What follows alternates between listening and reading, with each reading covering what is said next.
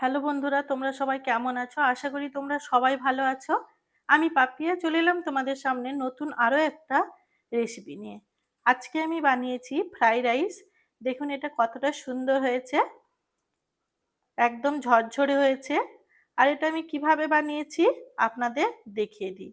তার আগে জানিয়ে দিই, আমার চ্যানেলে যারা নতুন বন্ধু আছেন, যারা এখনো আমার চ্যানেলটিকে সাবস্ক্রাইব করেননি, তাদের কাছে অনুরোধ করছি আমার চ্যানেলটিকে সাবস্ক্রাইব করবেন এবং সাবস্ক্রাইব করে পাশে থাকা বেল আইকনটি প্রেস করে দেবেন। এতে করে আমি কোনো নতুন রান্নার রেসিপি আমার চ্যানেলে দেওয়ার সাথে সাথে আপনাদের কাছে নোটিফিকেশান পৌঁছে যাবে। চলুন রান্নাটা আমি কিভাবে করেছি আপনাদের দেখিয়ে দিই।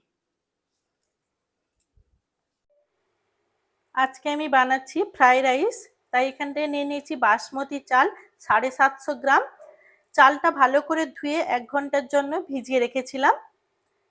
এখন এখানটায় তুলে নিয়েছি জল থেকে। ফ্রাইড রাইসটা আমি কিছু সবজি দিয়ে বানাবো, তাই এখানটায় নিয়ে নিয়েছি গাজর। গাজরগুলো এইভাবে ছোট ছোট করে কেটে নিয়েছি। আর নিয়েছি কড়াইশুঁটি, আলু, বিনস, এখানটায় নিয়েছি এলাচ, লবঙ্গ, ডালচিনি, নিয়েছি কাজু বাদাম, আর এখানটায় নিয়েছি কিছু কারি পাতা। এখানটায় আমি নিয়ে নিয়েছি ঘি। এটা বাড়িতেই বানানো ঘি, আপনারা চাইলে কেনা ঘি কিংবা সাদা তেল দিয়েও করতে পারেন। আর লবণ আর চিনিটা আপনারা আপনাদের পরিমাণ মতো দিয়ে দেবেন। এখন গ্যাসের মধ্যে বসিয়ে দিয়েছি একটা কড়াই। কড়াইটা গরম হয়ে গেছে, ওর মধ্যে দিয়ে দিচ্ছি ঘি। ঘিটা দেওয়ার পর এখন আমি দিয়ে দিচ্ছি কাজু বাদাম। কাজু বাদামটা আমি ভেজে নেব।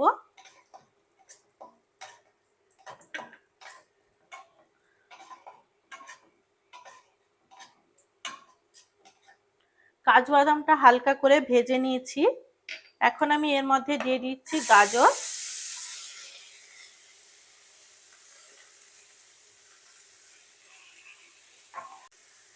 গাজরটা হালকা করে ভেজে নেব। এখন ওর মধ্যে দিয়ে দিচ্ছি বিনস। বিনসগুলো দেওয়ার পর একসাথেই দিয়ে দিচ্ছি কড়াইশুঁটি। কড়াইশুঁটি, বিনস, গাজর আর বাদাম সব একসাথে এখন ভেজে নেব কিছুক্ষণ। এখন এর মধ্যে কিন্তু লবণ দেব না,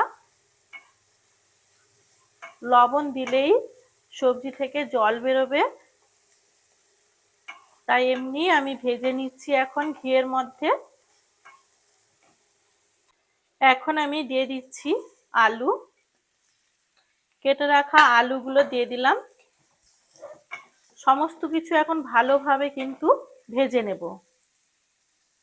এখন আমি দিয়ে দিচ্ছি পরিমাণ মতো লবণ। লবণটা দেওয়ার পর সবজিগুলো যতক্ষণ না সেদ্ধ হচ্ছে ততক্ষণ কিন্তু ভেজে নেব। আমি এখানটায় সবজিগুলো ঘি দিয়ে ভাজলাম, আপনারা চাইলে কিন্তু এটা অবশ্যই সাদা তেল দিয়ে ভাজতে পারেন।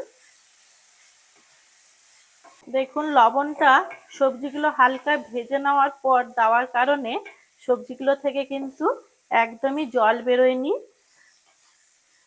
সবজিগুলো দেওয়ার সাথে সাথে আমি যদি লবণ দিতাম তাহলে কিন্তু অল্প হলেও কিন্তু জল বেরোতো, আর জল বেরোলে সবজিগুলো ভালোভাবে ভাজা যেত না। সবজিগুলো এখানটায় দেখাচ্ছি সেদ্ধ হয়ে গেছে। দেখুন আলু সেদ্ধ হয়ে গেছে, গাজর সবকিছু, বিনস সবকিছুই সেদ্ধ হয়ে গেছে আর ভাজাও হয়ে গেছে। এখন এটা তুলে নিব। এখন কড়াই বসিয়ে দিয়েছি, কড়াইয়ের মধ্যে দিয়ে দিব জল।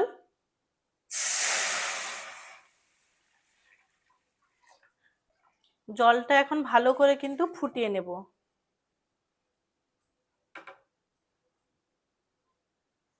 জলটা বেশ ভালোভাবে গরম হয়ে গেছে। জলের মধ্যে দিয়ে দিচ্ছি পরিমাণ মতো লবণ। যেই কড়াইতে আমি সবজিগুলো ভেজেছিলাম ওই কড়াইয়ের মধ্যে জলটা গরম করে নিচ্ছি, তাই আমি এখানটায় সাদা তেল আর দিচ্ছি না, আপনারা কিন্তু জলটা গরম করার সময় 2 চামচ সাদা তেল দিয়ে দেবেন। জলটা ভালোভাবে ফুটে গেছে। এখন আমি জলের মধ্যে দিয়ে দিচ্ছি ভিজিয়ে রাখা চালটা।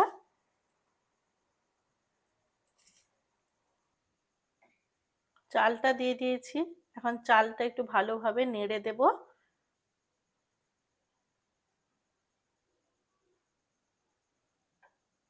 এখন কিছুক্ষণ চালটা বসিয়ে রাখবো। তার আগে আমি চালের মধ্যে দিয়ে দিচ্ছি এলাচ, লবঙ্গ, ডালচিনি।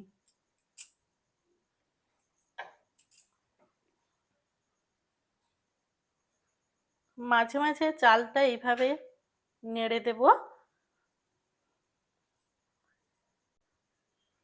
এই অবস্থায় কিন্তু আমি ভাতটা ঢেলে নেব। দেখুন, এখন কিন্তু ভাতটা রেডি হয়ে গেছে ফ্রাইড রাইসের জন্য। আমি এটা তুলে নেব। একটা ছাঁকনির সাহায্যে ভাতটা ছেঁকে নেব। আবারও কড়াইটা ভালো করে ধুয়ে বসিয়ে দিয়েছি। কড়াইটা গরম হয়ে গেছে। দিয়ে দিচ্ছি ঘি। ঘিয়ের মধ্যে দিয়ে দিচ্ছি কারি পাতা। কারি পাতাটা দেওয়ার পর কারি পাতাটা হালকা করে ভেজে নিব।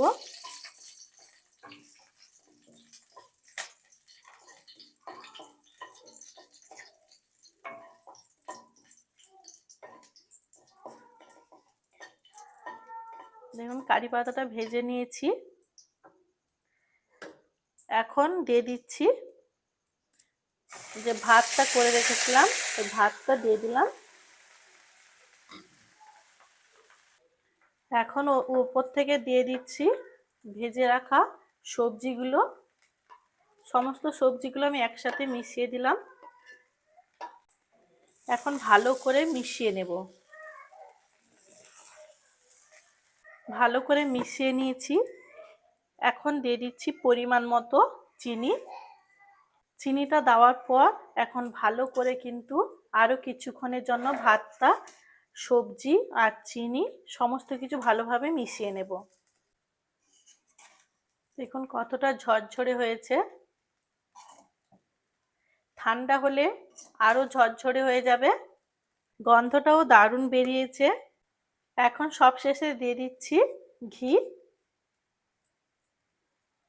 এখন এটা বন্ধ করে ঢাকা দিয়ে রেখে দেবো কিছুক্ষণের জন্য। আজকের এই রান্নাটা যদি আপনাদের ভালো লেগে থাকে অবশ্যই লাইক করবেন, শেয়ার করবেন এবং সাবস্ক্রাইব করবেন। দেখা হচ্ছে নতুন কোনো রান্নার সাথে।